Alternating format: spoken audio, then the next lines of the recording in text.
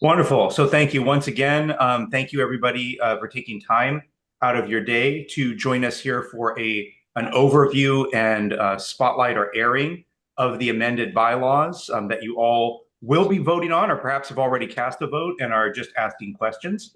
And I'm joined today by a member of the executive board.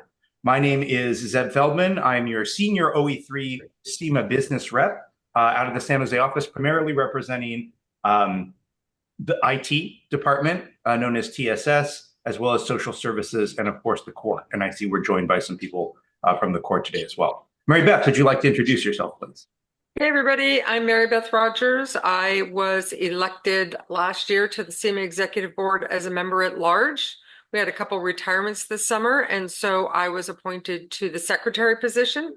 And one of the reasons why you're voting on two member at large positions is because I was appointed and we had somebody else retire this summer. And so we're trying to fill those two positions. It's great to see everybody here today. Absolutely right. And also, is there anyone else on the executive board that perhaps I've missed? I'm not seeing anyone. So unmute yourself. Everyone is free to unmute yourself, but I will be muting everybody as they intermittently. But you are free to unmute yourself, as our convention is if we have more than 50 people, then put comments in chat.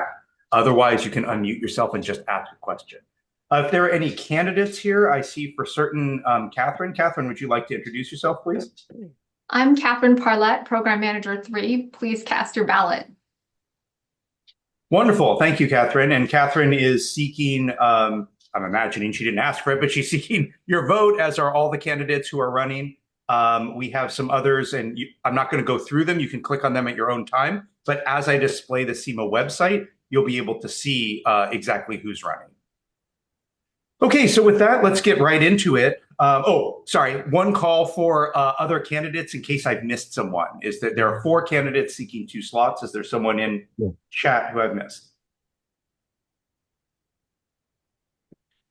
Okay, seeing none, I'm going to move right on into the presentation.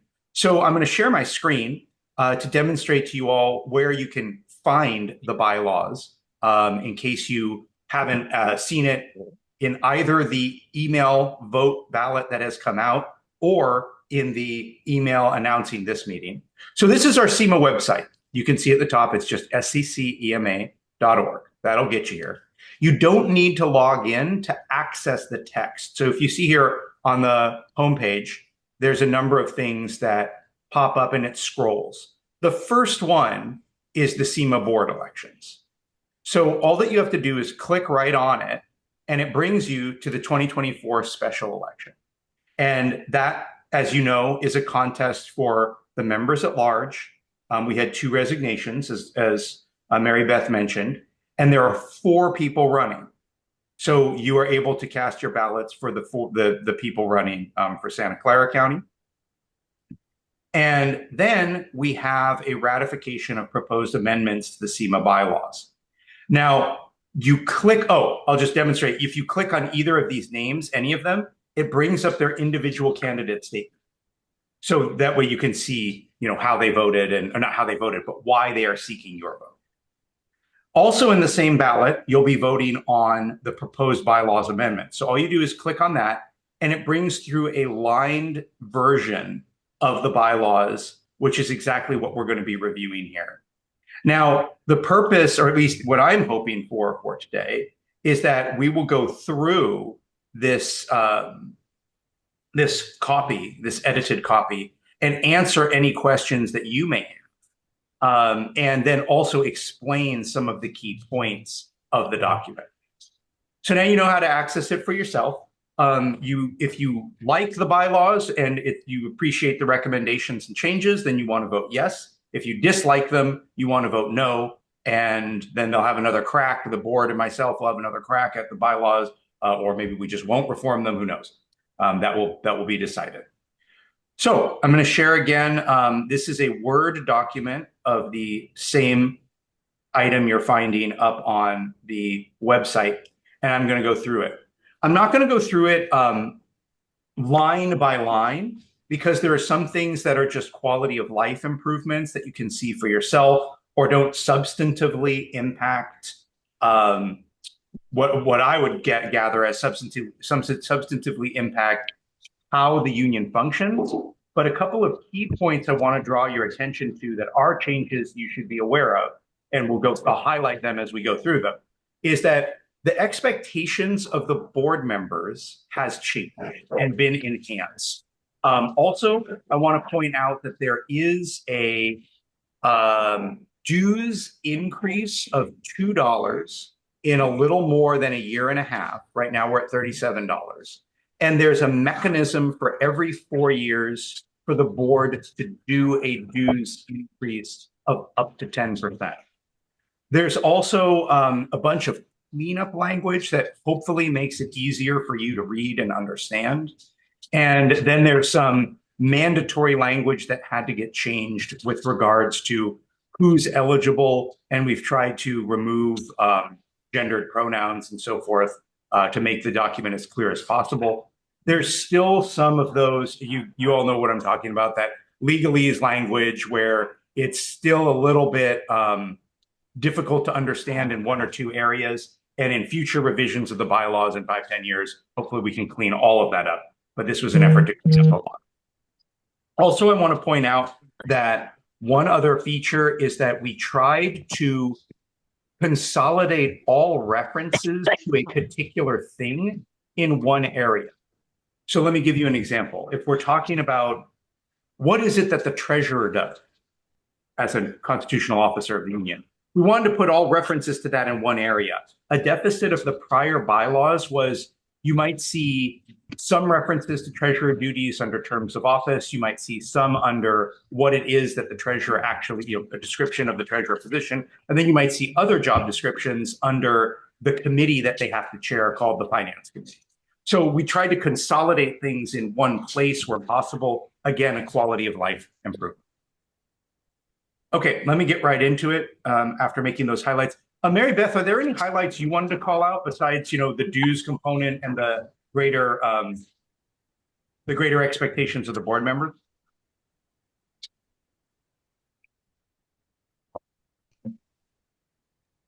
All right, I guess Mary Beth did not want to call out any other highlights. Sorry, I was talking to a muted mic. No, if your presentation today is going to be similar to yesterday, you hit all the points plus 1 or 2 more than what I was thinking. So I think we're in good shape. Okay, wonderful. At any time, because we have approximately 50 or fewer folks. There were at 56. Okay, then if we go past 60, please flag me, Mary Beth. But until we do, feel free to unmute yourself and interrupt me at any time if you have a question. And just before we get started, I'm going to mute all. But remember, you can unmute yourselves. There's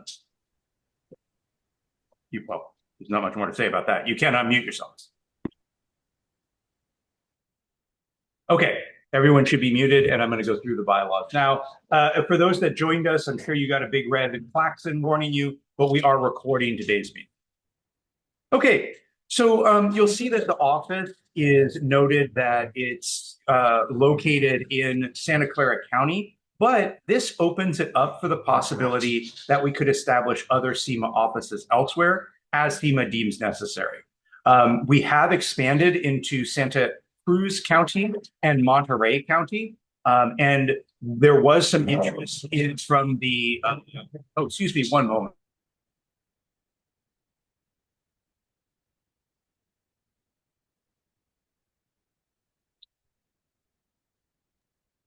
Sorry about that. We also have expanded, and there's been interest from the Court of San Mateo, as well as San Benito County, but neither of those jurisdictions have gotten the union density necessary to join. So if there were a case where we needed to expand elsewhere, we could have a satellite office somewhere else. It's not something that's going to happen in the near future, but we wanted the bylaws to be supple and be able to accommodate. Affiliation, we of course are affiliated with Operating Engineers Local 3. You'll see that in the rest of the agreement, that's going to be referred to as OE3 for ease. Mission and value, we wanted to put our mission statement up front and make it a little bit clearer. So it says to be the most respected, problem-solving, and member-responsive union. That is our goal, and that's one of the keys to our influence within the jurisdictions that we are, is that we are regarded as problem-solving. This is an update to the vision, a diverse union that supports its members' dignity and security in their workplace, where dedicated work is recognized with strong wage increases and comprehensive benefits, and members are afforded expert individual representation. One of the reasons that you'll see that we wanted to change the prior vision is this one had a little bit more of a state, nation, and world component that, while is great, is probably beyond the reach of our union. We're in a local union in the area of Santa Clara County and its environs. And that means that, if we're impacting the world, we are in some small way, but we're certainly not sending delegations to the UN or things like that. So we just wanted to make it a little bit more manageable on a day-to-day basis. Not much changes to jurisdiction or eligibility, just some quality of life. You can look at that at your own leisure. Same thing for membership. We wanted to make sure that it was cleaned up with the references to OE3, that your dues say that it's for the County Employees Management Association, so there's no confusion about how your dues appear on your pay stubs.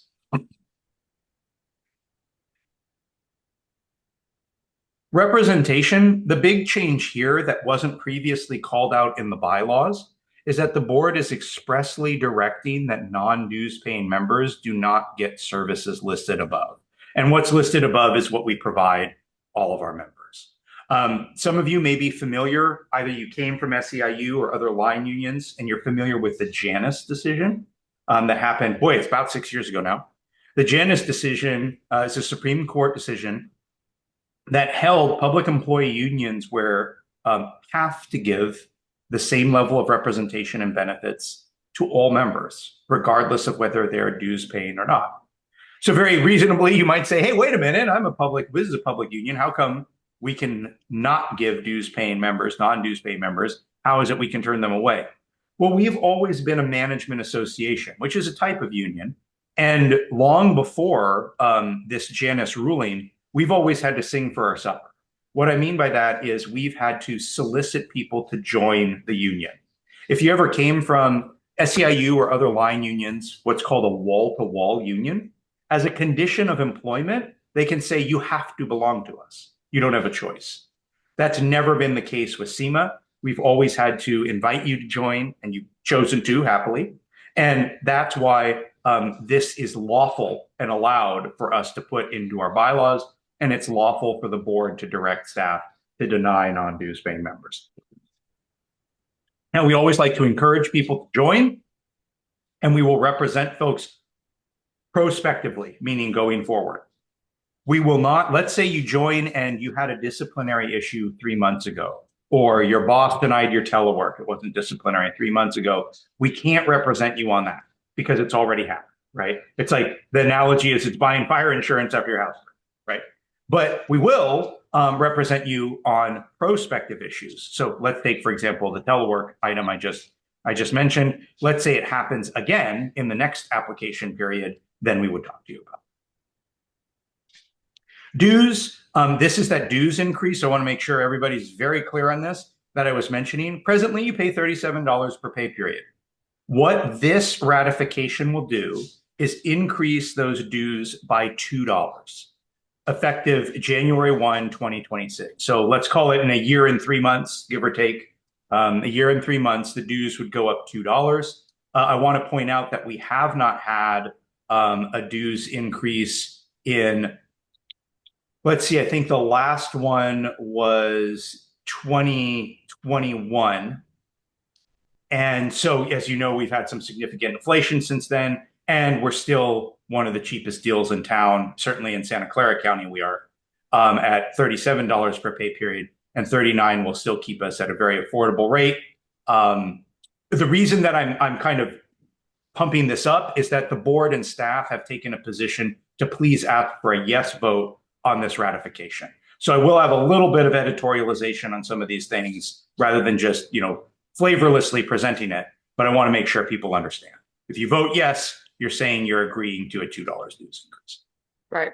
And as somebody who counts money for a living, I did the math, and this is much less than half of what SEIU I think is at what I think Zeb, you said yesterday, 1.5% of gross wages.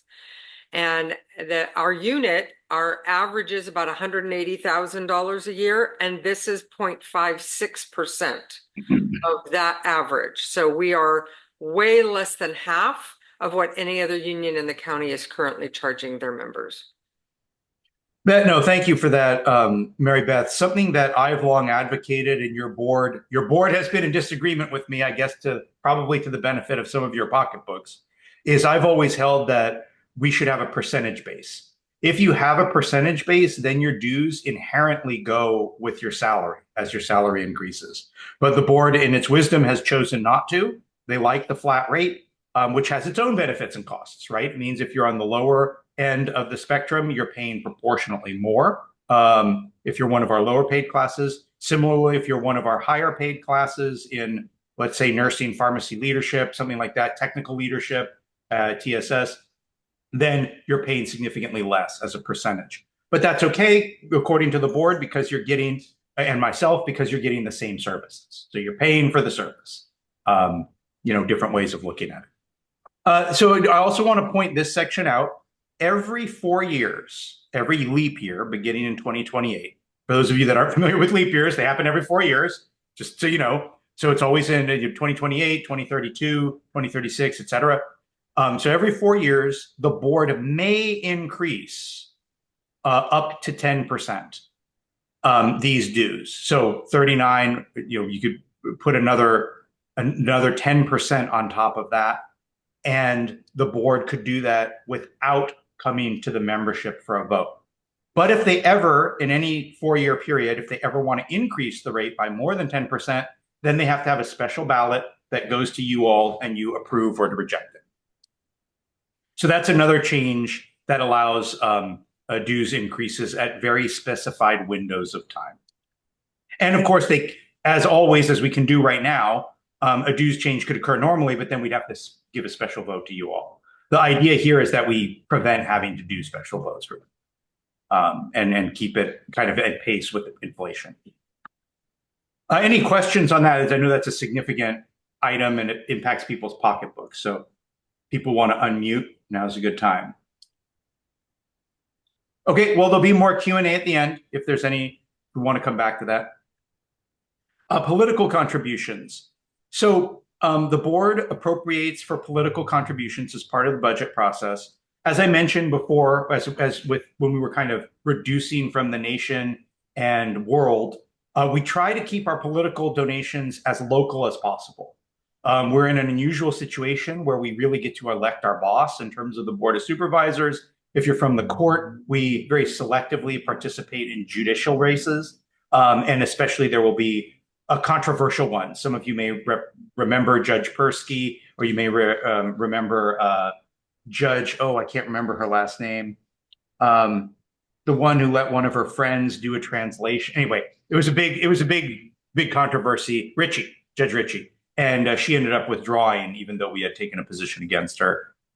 So we very selectively participate. But this makes very clear what the opt-out process is. You don't want any of your money going to political contributions. I would urge you not to do that, but it's your choice. Send help@secema.org, and your funds, rather than being put in a bucket that could be potentially spent on political contributions, will be redirected towards a scholarship fund. So this just makes it clear where you have to email in order for that to happen. This is all cleanup language in here. You can look at that at your leisure. For those that I've seen, a few people have joined us. This meeting's being recorded, and you can go see how to get that. sccema.org is where you can go to access this document once I stop sharing it. Committee meetings, this makes a clear line between the standing committees and the ad hoc committees. Standing committees always exist. Ad hoc committees meet as needed to address a particular issue. Notification of meetings. You'll see that the CEMA Executive Board meetings and committee meetings are posted on our website, which they are now. You can hop into those meetings in order to, we had a couple people at the last board meeting, or I think it was the meeting before, that said, hey, look, I just joined, want to see what the board meetings are about. You're watching. You're welcome to attend those meetings. And I would encourage anyone on this call, if there's a committee that you're passionate about, join it. You know, that's always good. We can use your help. Communication committee, membership committee, you know, even elections. If you're an expert at elections, you have some experience conducting elections, we'd love your opinion for these kinds of things. Quorum. This makes clear, again, hopefully just cleaning up the language, a majority of members on the board. Previously it said 50% plus one. Majority is just a cleaner way of saying it. Procedure and debate. This says that we're going to be governed by Robert's Rules of Order and that we follow that. Previously, it stated that, but you can see that it said the most recent version of Robert's Rules of Order, which could lead to some confusion. Of course, the bylaws supersede Robert's Rules of Order. So if we have some procedure or committee establishment rule and Robert's Rules of Order say it's something else, it doesn't matter. You know what? I realize I'm speaking like everybody knows what Robert's Rules of Order is, which probably not everybody does. Robert's Rules of Order is one of several ways to conduct meetings. It's one of the most accepted ways in the U.S., but there are other items or other ways of administering meetings. So Robert's Rules of Order, you might see someone raise their hand and then use the language, the chair recognizes so-and-so, right? So that's Robert's Rules of Order in effect, that someone has the floor, someone gets recognized, usually for a specific period of time. Oftentimes, if you watch the Board of Supervisors, they use a version of Robert's Rules of Order. So not just anyone can talk at any time, and then motions are made and people second motions. That's how things are conducted. You know, in our private lives, we don't use Robert's Rules of Order, right? Think about your family trying to decide where to go to vacation. It's just a free for all, right? You don't recognize people and someone has the floor, right? But so this is a way of discussing issues in a regimented fashion, and then it helps as well when there may be competing points of view. Okay, this is stating that, of course, we're subject to any applicable laws. Sometimes the laws change, and that means we have to change our bylaws. Think about it this way. It's kind of an extension of this. Recently, Juneteenth was recognized as a holiday. That meant that the county had to recognize Juneteenth as a holiday, whether they wanted to or not. Our county already had. Some counties hadn't. And for example, the court hadn't until the change occurred at the state level. Just an example. We don't dictate vacation days in the bylaws, though. Composition. This is all a cleanup of the composition language where we're trying to get it so that the line of succession, which you'll see in a moment, and then the officers are very clear. So we have a president, senior vice president, and secretary and treasurer. They each serve a term of 3 years. Everybody serves a term of 3 years. That change was made in 2020 to the bylaws. 3 members at large will be elected from the Santa Clara chapter unit. They each serve a term of 3 years. This is limiting it to the Santa Clara County unit, which historically the members at large have not been. Then we have a member at large elected from the Santa Clara Superior Court, which we've always had since our founding. And everybody's for the same 3 years.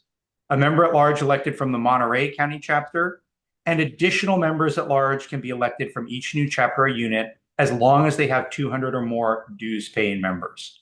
So that's key. I'll give you an example. While we are currently representing Santa Cruz, they do not have more than 200 people. They have about, I can't remember what I said at the last report, Mary Beth, somewhere around 180, about 180 dues paying members. That number might be 185, but they haven't. Go ahead. I think it was about 185, 189, maybe. But Couldn't no, even be that close. I know yeah, the it's court close. surged to 99. Yeah. So they don't get a dedicated seat. When and if they do pass 200, good, it's a happy day for them. They get their own seat, right? And then only those people can vote.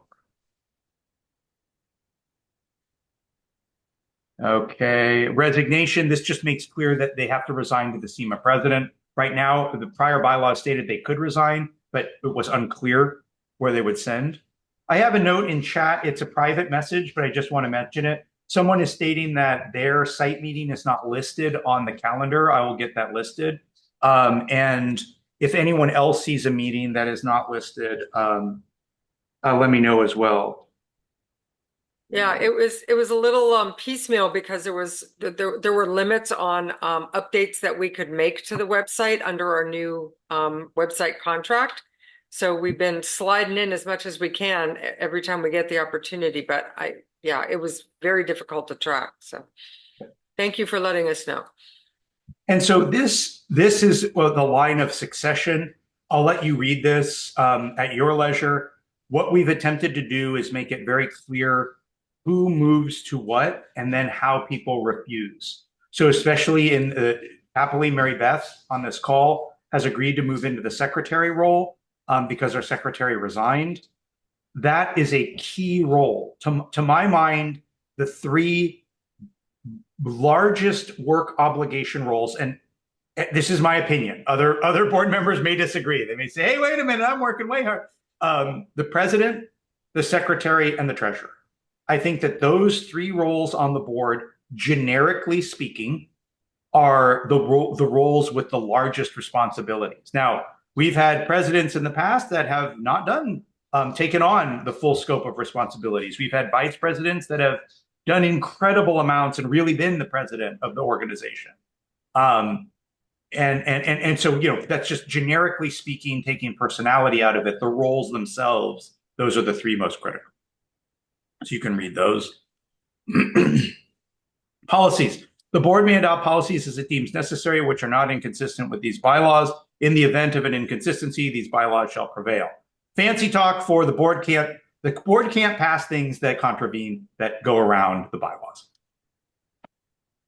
Duties of officers. This is where we're trying to call out the additional duties. Also, I want to point out, because this was mentioned in a couple of emails, about a year ago, the board, the executive board, voted themselves a stipend, meaning a payment. Now, I think this is very consistent with what other units do. Certainly CNA, 1587, give their elected officers a stipend. And to my mind, it's a modest stipend. I'll let you all judge for yourselves. The president gets the largest stipend, capping out at 1,000. The members at large get the lowest stipend, capping or reducing at 500. And there is no the members can choose to accept it or not. Some members of the board have stated, "I don't need a stipend. I'm doing this to serve my members," and others are taking the stipend. A majority of the board is taking the stipend. So one of what that's called out here somewhere here. If you want to get the stipend, you have to do these things. Yeah. So these are the duties here. I'll let you look at those. I'll just add what's been added. You'll see these some offices have signature authority. That's not a change. We're just adding it to the description of this board.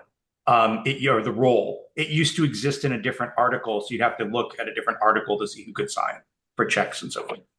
So here's the new language. If you're opting for a stipend, you're expected to do these. Be a delegate of all associated labor councils, right? Just last night, we had a South Bay Labor Council until 8. Attend AFL-CIO conferences, had one recently in Sacramento a couple months ago. Participate in outside meeting and activities that move the CEMA goals forward. Functioning as a representative. That might include independent expenditure accounts. Mary Beth and the whole board attended the CEO meeting that we had with James Williams on, I think that was Friday, Mary Beth. Yeah. And then attends at least one meeting annually in all CEMA committees. So while each board member is responsible for one committee, let's say scholarship, the idea is that the board members should be familiar with other committees that they do not share. And then attends the OE3 semi-annual and at least 2 OE3 district meetings. That happens down in Morgan Hill. That's to maintain our political relationship with our parent organization, OE3, and that's important just generally as well. You'll see that these duties are duplicated for all of the officers. So senior vice president, secretary, and treasurer, that's going to be the changes that happens here. You'll also see that it's very specifically called out for the secretary that they're the role that's responsible for creating and posting agendas, minutes, tracks the motions, and maintains documents in an organized manner. So our motions are much cleaner now, where they're actually numbered, and it will say so-and-so made the motion, so-and-so seconded it, here's the passage rate, in a way that it hasn't been for a while. Donna was great at that. Our prior secretary was great at that, but prior we didn't have that level of granularity. It was just motion made, carried, right?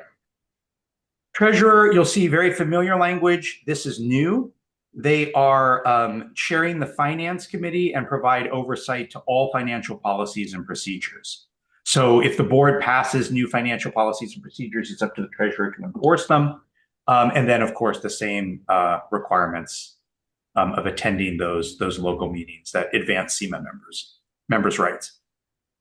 The members at large have a slightly smaller portfolio. They're participating in the same outside meetings. So I see a couple people from the court. Your member, for example, if George, I don't know if you're on the call, Mr. McElroy attends the CAC meetings, Court Advisory Council meetings. If you're from Monterey or Santa Cruz, your executive board member attends those meetings. And then also, if they were drawing a stipend, they'd be attending the D90 meetings as well. The board has a right to inspect any of the CEMA books, records, or documents. This stems from the board's right to want to inspect it. It's never been a problem for the board to inspect, but we wanted to solidify this so that I, for example, couldn't refuse as a staff member to say, no, I'm not letting you look at the books, or, oh, you want to check to see if I still have the CEMA laptop? Absolutely not. I'm not letting you check that, right? Which, of course, would be pretty suspect. So this is just stating that it's a right for any of the board members to inspect those things. Committees, they may establish any committees to conduct CEMA business. Really, that falls into the ad hoc, where not the standing committees as needed. Membership, upon recommendation by a committee's chair, the board may vote to remove a committee member. This has only happened once or twice in my experience, but sometimes you have a disruptive committee member. And I don't remember this happening since the disaffiliation days 8-9 years ago, whenever that was. So this has, I haven't seen this exercise recently anyway. Committee chairs and co-chairs. The board appoints the chair of all committees unless otherwise stated in these bylaws. The board may appoint co-chairs for such committees as deemed necessary. All committee chairs must be a member of the board. Every committee will have at least one business representative to attend meetings. So it's not necessarily an important change, but it's a change that at least I want you to be aware of. Previously, the president could appoint chairs of committees without review by the board. It was up to the president if they wanted to or not. This is stating that the board is the appointing authority. It's not unilaterally with the presidency. And then every committee will have at least one business representative, so that the business rep, myself, Adam Lawrence, whoever it might be, Jonathan, would be assigned, and then it's our task to carry out some of those duties. This doesn't state this, but just so you know, folks like myself, staff, never have a vote on these committees unless the chair wants us to or asks us for a vote or opinion. We always offer opinions, but we don't vote. Standing committees. This is a recitation of a lot of the standing committees. I'm not going to cover the main ones that you may be familiar with. You can review those at your time. We'll talk about the new ones. So the Finance Committee has historically existed as an ad hoc committee. Whoops, pardon me. As an ad hoc committee. But this is one now establishing it as a permanent committee. And it's chaired by the treasurer, which you saw earlier in the treasurer job description.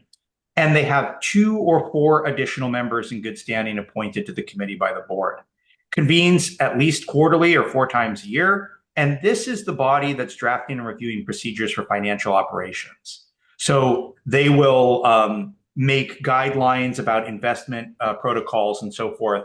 And we'll be looking into that and making sure our money is handled correctly. The board has historically, and probably to the benefit of us all, been very conservative in its investment strategy. Usually we have like T-bills or cash deposits. In the past, we have had Merrill Lynch and so forth for investment opportunities, but really it's pretty stable and low yield investments. The board's trying to be a little bit more responsible rather than it kind of got parked in a checking account for a little while. So we want to be a little bit more activist than that. But obviously, we're not like, buying crypto coin or putting in pork bellies or something like that. So I guess that tickled you. These are liaisons and established committee. Let's see, what's the change here? A member volunteering to be a liaison must submit their interest via email to the liaison chair for approval. Again, I haven't seen anyone be denied to this committee, but this is just setting it up so that if you want to be a liaison, you go through. In years past, we have had a requirement to be trained before you can be a member of the liaison committee, but all of these committees change over the years, so that's no longer a requirement. Membership, you'll see, and political action has largely remained unchanged. Of course, we have to comply with all state, local, and federal election laws. And that part, that also is particularly relevant for our contribution amounts. Sometimes the PAC will pass a contribution amount level that might exceed what we're able to do. And then, of course, we just correct it to whatever the legitimate max is. And with these local races, sometimes these maxes are very small. We're talking a couple $100 and so forth. So sometimes not knowing that, the committee might be like, oh, the city council person of Sunnyvale, they historically go to the board of supervisors, so I want to donate 200. And it's like, that might be over the max. PD, largely unchanged. The chair is responsible to submit expenses. That's true for every committee. Scholarship committee, this is just calling out that the chair is the one that's contacting the accountant and making sure that the checks are prepared, which we hand out to the recipients and their families so that they can pay their college bills or whatever bills they're incurring. Strategic planning committee, this is a new one. And this is established so that when the board meets annually and approves its strategic plan, the strategic planning committee meets and makes sure that we're following whatever that strategic plan is, that the people responsible for doing it are hitting the right markers. For example, one of them was get furniture for the new office. So then we meet and make sure that the people have done it, that the funds have been approved, that OE3 is furnishing what they said they were going to furnish, and we're hitting the other boutique points, and so on. A lot of you are at leadership positions in your departments, and I think this statement might ring true to you. You go out, probably have a strategic visioning meeting, or you go on an annual retreat or something, and you come up with these great ideas, and a nice little binder is prepared, and then it goes on a shelf, and you never hear about it again. This committee is meant to make sure that that nice binder is living, and everyone's checking back to it and making sure that it actually gets implemented. And I would say it's been a success the last 2 years that this has been in as an ad hoc, but Mary Beth or other board members might think otherwise. Yeah, because I participated for a solid year, and it really kept everybody right on task. And when we weren't right on task, everybody knew about it too. So it was no longer kind of a hidden fact that you got too busy to do your paper that you were supposed to do. So, yep, absolutely. Retiree committee, this was established in the 2020 bylaws and has started recently becoming more active. So this is just minor changes there. very specifically calling out changes to ad hoc committees or committees that are established for a particular item. A good example of this is recently we established an MSR or Merit System Rules Committee for the County of Santa Clara. Other groups have ad hoc committees established for various things that need they have a particular end, right? Okay. Audit committee. This makes sure that our finances are correct, that whatever is being reported to the board, and it's by 3 members that don't report to the board. So this is an important one. And they appraise the treasurer and submit a report independent of the treasurer to the board. So this is an important committee to make sure that, all the CEMA finances are what's represented. If it's represented to the board that we have $1 million in the bank account, that they verify where the money is and that we in fact have $1 million, that it's not just, stated that we have it. Bylaws committee, this is an example of an ad hoc committee that can be summoned at any time and would make the changes much like are coming to the recommendation to you all today. Election committee was convened for this very purpose, for the purpose of, interestingly, the election committee is not required for a bylaws approval, but it is required for the vacant offices. And the election committee opted to have us combine the two. A good example of an ad hoc committee. And those that are not listed there can be called as ad hoc. Advisory councils. This is right now, this impacts anyone on the call from Santa Clara Superior Court, the Superior Court of the County of Santa Clara, I should say, or Monterey. As I mentioned, right now, we don't have enough people in Santa Cruz to qualify for this council. But if it exists, if it's summoned, there'll be 5 members, accepting that fewer than 5 can apply. And they report up to the member at large, who's inherently the chair. So they'll have an elected position representing that chapter, and that would be the chair of this committee.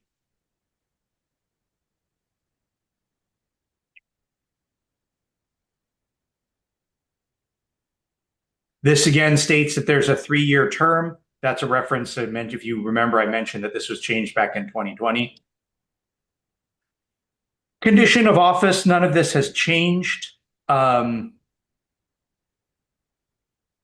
This makes clear that if the board member, so previously it said officer, it wasn't intended to be restricted to just the treasurer, secretary, president, and vice president.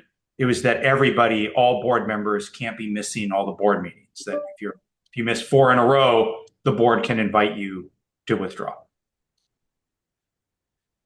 For people who have missed 4 in a row in years past, I've never seen anyone removed using this, but it at least sets expectations, and it sets expectations for you all, right? People on this call will be voting shortly. If you vote someone in to represent you and then they don't ever show up to the board meeting, well, you you kind of have a right to ask for them to step down, There's a removal petition available also elsewhere, which we'll get to in a moment. Nominations for office, some of you are going through this right now, must include the name, employer, job title, and email address and phone number. Right now, it's left up to the elections committee to say what members have to volunteer, what information they have to volunteer. So this is kind of putting some guardrails. This is just stating that the election committee, their report has to be agendized at the next CEMA e-board meeting. It hasn't happened previously, but I suppose there's the possibility that the board would choose not to agendize the election report. So this is just stating, no, you have to. Challenges, the board discusses the committee's election board report, and the challenges must be submitted in writing. No real change here, just again, a requirement the board has to agendize and discuss the challenges. So here we get into that recall process. This happened a little while ago again, 8-9 years ago in the disaffiliation discussions, where people were trying to recall other people on the board. You need to have 10% of the impacted membership. So if you're trying to recall someone from Santa Clara County, you need to have 10%. If you're trying to recall someone from the court, you need to have 10% of the court's membership, not of the entire union's membership. And then officer positions, which are drawn from everywhere, you have to have 10% of that membership.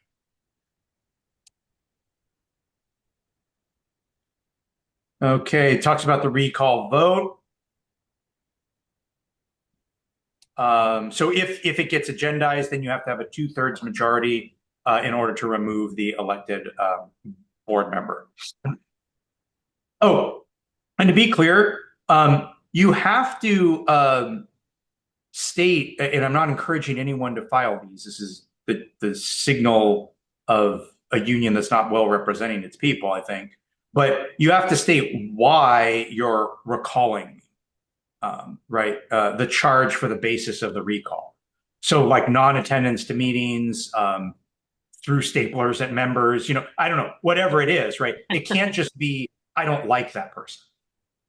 Right? If you don't like them, then you get to vote them out in the next election. That's what the election is for, right? But if they've done something that is somehow a violation of the bylaws or the contract or something, then you could seek that. Let's see. This allows brokerage in addition to credit union savings as an example.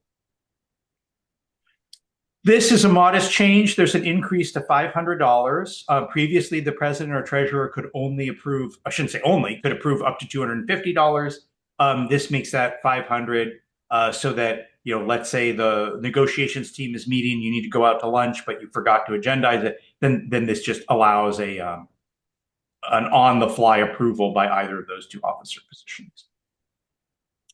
The reserve amount has been increased.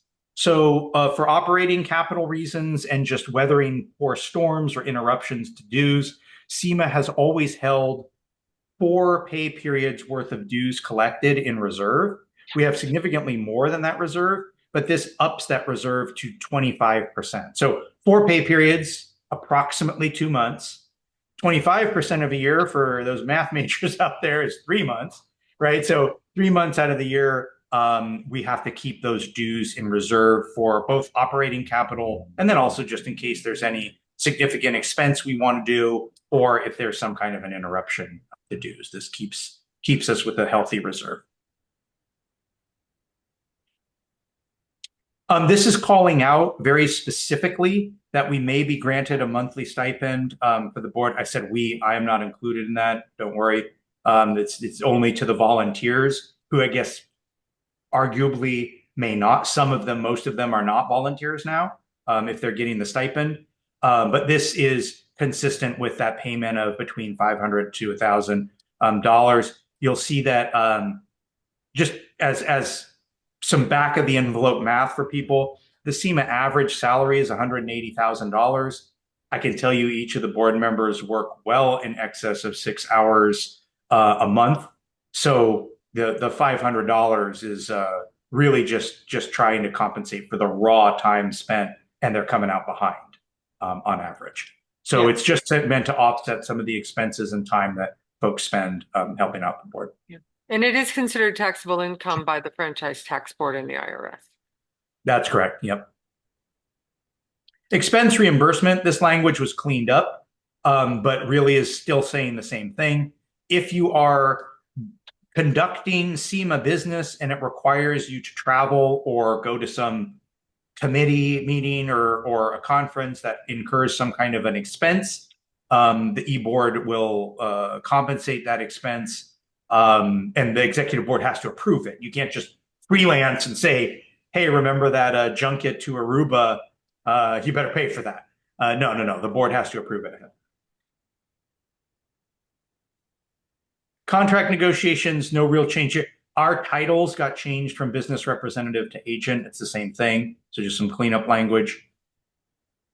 We referred to all chapter negotiation committees. I don't know why specifically the court was called out separately, but the court is certainly a subchapter and makes sense here.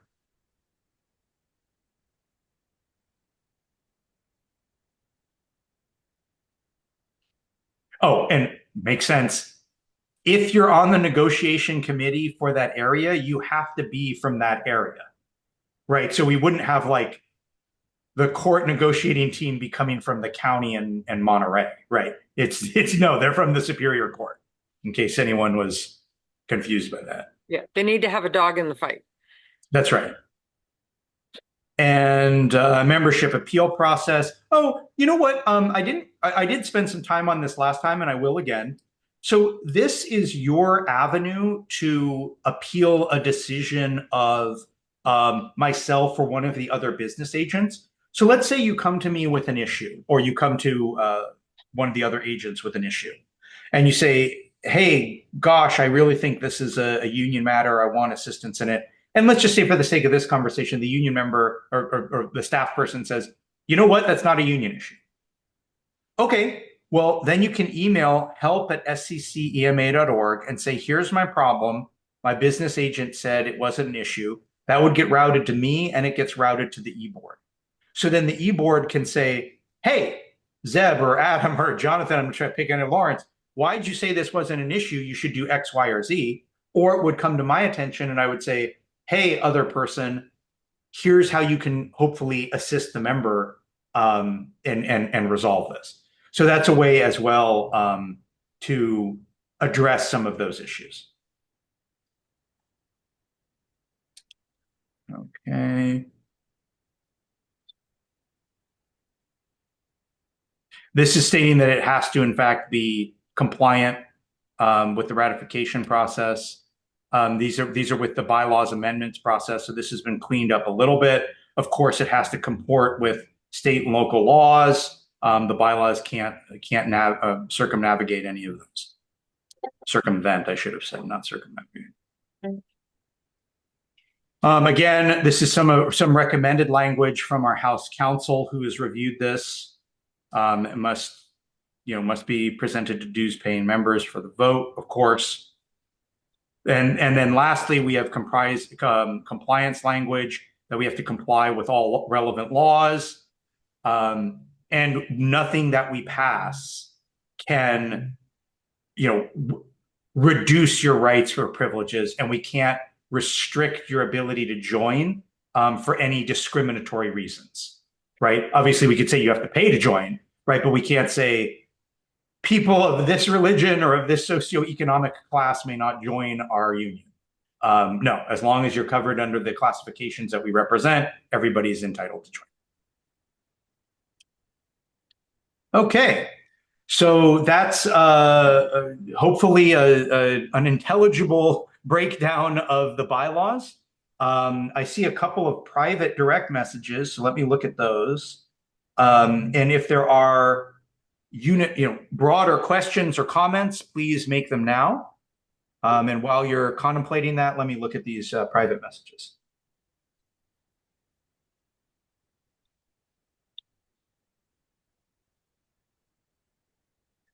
And thank you, Philip, for your comment about the dues increase being very reasonable. I think it's right at, the $2, I think is it right at 5% of the current dues? And that's over years, which is probably much, much less than half of what inflation was. And we have, real estate to pay for and salaries to pay for and heating and air conditioning and all that. And so, yeah, we felt like it was really reasonable, but not having an increase in as long as we have has really kind of put us behind the 8 ball. So we need to make sure that we're keeping up with being able to meet our members' expectations without having to set up a tent out in the parking lot at 373 West Julian. So I will address this question. I won't reveal the person can chime in if they want. This person was just stating that they'd really like to see the dues be a percentage base rather than dollars. You're welcome to express that to the board, and we have one board member here. I will mention that was raised at this meeting.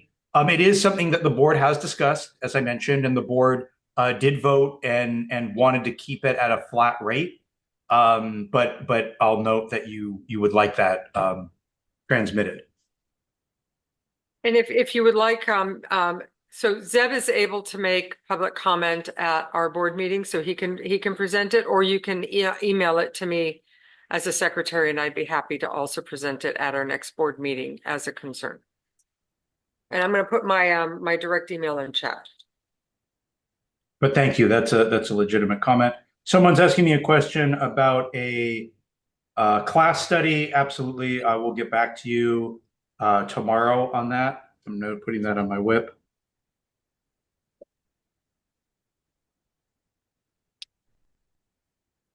Okay. Any other questions or comments? You're free to unmute, even though we have more than 50. Otherwise, we will be at an end shortly. So I'll leave it open for another couple of 20 seconds, let's say, for people who want to comment or raise your hand and unmute.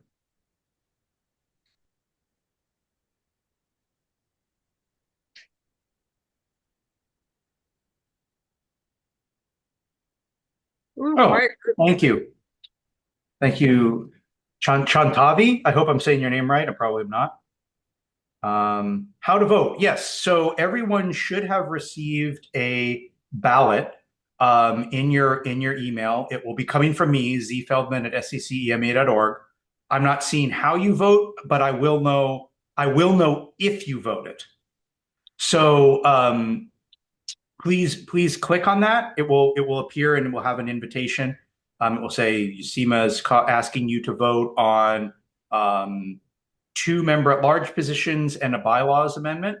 So do go ahead and click that through, and then it will bring you to another web page. That's where you cast your ballot, and at the bottom you hit submit vote, and then your votes are cast.